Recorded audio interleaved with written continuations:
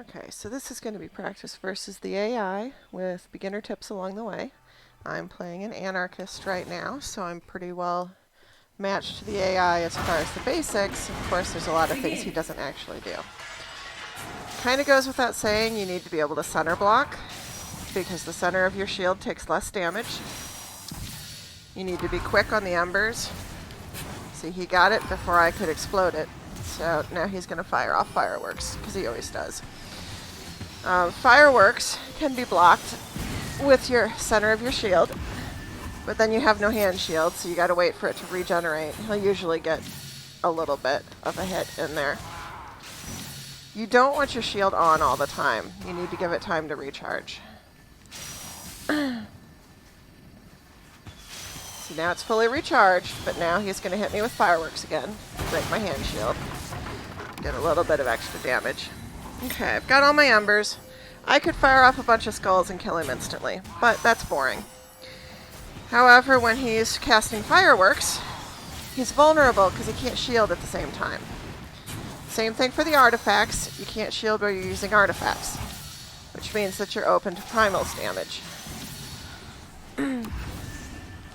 See, I can lob one in there and hit him while he's doing the fireworks.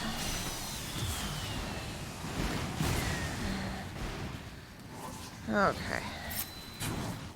The fireballs can be curved. They seek onto their target pretty well. See, right here I can hit him in his middle because he has no shield. Now, the timing I used to vanquish him there, to hit him with the final hit, is that he turned to throw a fireball at me. It put his shield on the back side of his body, where he couldn't reach around to block with it. You can often find a moment when the shield is out of the way. See, there he's shielded sort of okay. Hit him in the middle while he's doing fireworks. It's always a good opportunity.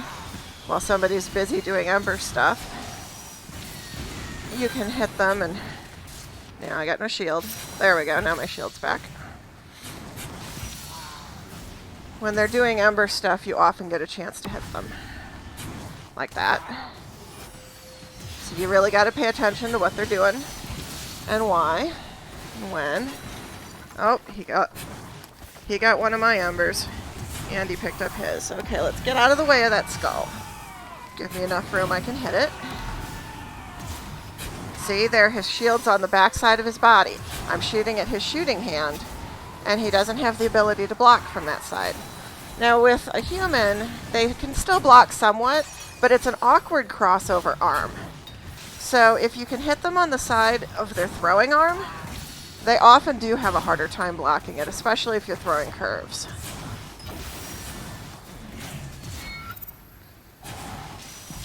Yeah, I launch my shield for just a brief moment while he's firing at me. I can usually get 2 or 3 good primal hits in while he's busy with fireworks. You have vanquished your enemy. And again, I was quick enough that I could get him before his shield came up. So it kind of goes without saying, you need to know the arenas, you need to do target practice so that you can hit your intended target quickly. But after that, you start paying attention to timing. You pay attention to how the body moves. If this is the shield hand and this is the firing hand, it's hard to do this. It's hard to shield over here and fight over there if your arms are crossed. So you can kind of pay a little bit of attention to that and notice when people are going to be easier to hit. Most humans will put their shield way out in front, which gives them a pretty good range. But it's still hard to do crossed arms. With the AI, he never crosses his arms. So he'll put his shield in front, he'll put his shield above, he'll put it out to the side, but he never crosses it all the way over. So you can sometimes catch moments when he's pivoting, when he's extra easy to hit. Now, with a human player, you're more likely to catch a pivot because they turn to deal with a skull or an airplane or some other kind of similar thing. Now, right up at close range like this is a good way to learn where the hitbox is. You can learn to hit him in the head, hit him in the knees. Okay, let's get out of the way of that skull. Now, I pointed down at my pillar to teleport to home. It's a very predictable location, but it's also a pretty useful one to go to. That skull must have run into something. He's terrible about casting skulls right into a barrier, and then it kills the barrier, but the skull is gone. Gotta be really quick on those embers. It's one of the things a lot of new folks get wrong, is that they're slow getting to their embers, and it allows someone else to get them first. Now these full-size skulls take 3 fully charged primals to split. Where'd he go? He must have run into something.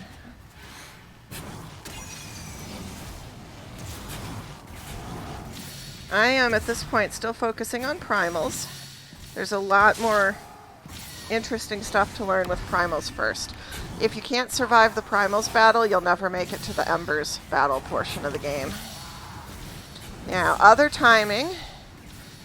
I can throw a fireball at the same time so that it hits at the same time as the reflected one. So he throws it at me. I put a pair with it, and now it hits him doubly hard when it gets there, which means he doesn't have time to shield block both of them. One of them's going to pop his shield, the other one's going to damage him. So you can learn to float them together on timing with a little bit of practice.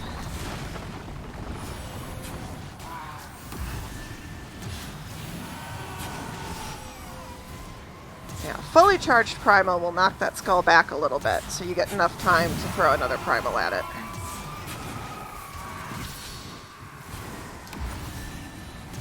Oh, I jumped at the wrong time. My ember's over there.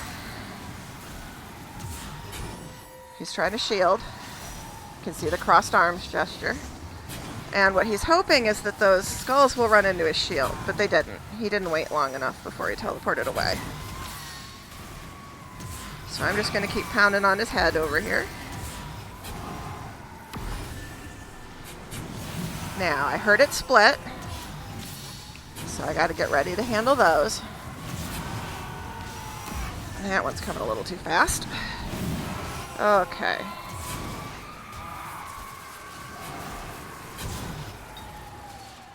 Now, you can, when you're making a skull, you can aim, and the thing you're aiming at will glow orange if it's a valid target.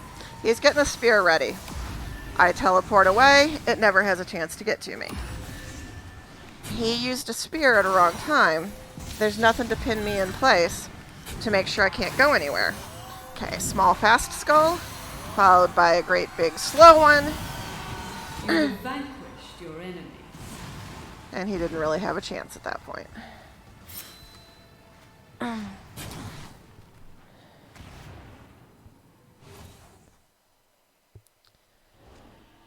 Human players are a whole lot tougher than the AI. They take a lot more skulls to kill. They're a lot better at dodging things.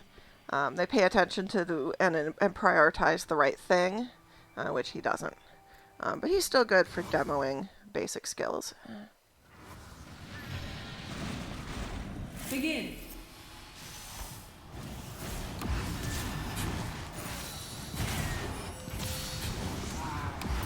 Now, I have to be really careful when I turn around to get an ember, because it exposes my unshielded backside.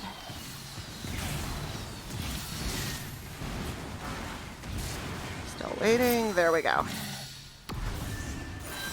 Usually it's useful to teleport out of the way if you lose your hand shield, but you gotta watch that too. Sometimes people will hit you with a Cthulhu when you teleport.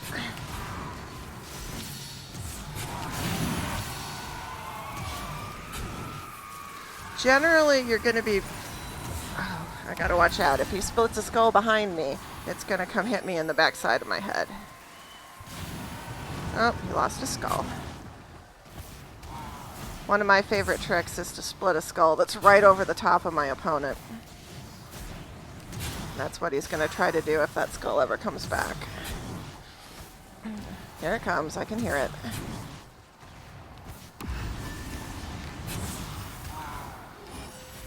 See, even when he's casting a skull, I can be pounding on him. I just have to make sure I leave enough time to recharge my primal.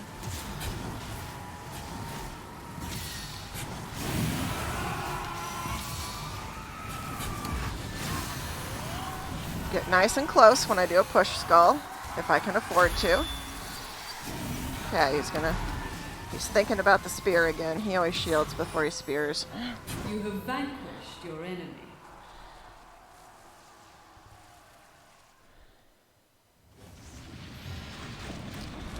The spear and even the skulls are more useful if you can pin someone in place. So if you've cast Cthulhu's Grasp and they're going to have a hard time teleporting between pillars, that's a better time because they can't dodge the skulls as easily. They can't dodge the spear as easily without taking damage from somewhere else. Now, if they're quick on a Dispel, they can still, get the Cthulhu's Grasp out of the way. But generally, you want a combo of things, like something that forces them to teleport away to safety, along with something that prevents them from teleporting. Okay.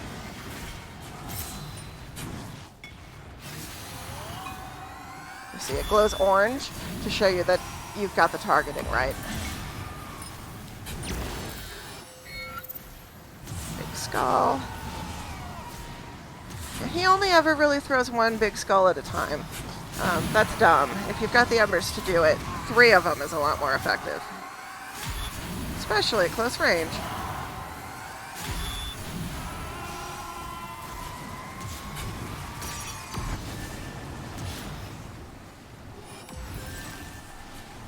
Okay, now I just have to keep an eye on everything.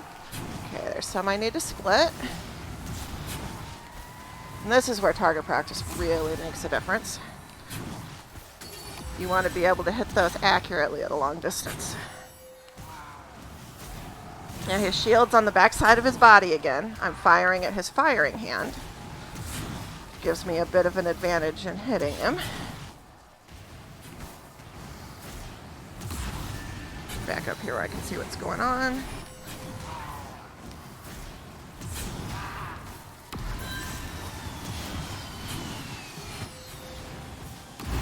You have vanquished your enemy. And I basically didn't get scratched.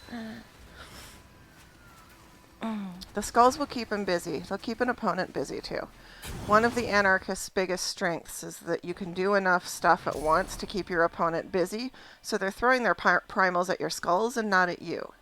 It also means they're turning their back more often, and you get more opportunities to hit them where they can't shield very effectively. So that's all I've got time for today. So I'll try some more in another video.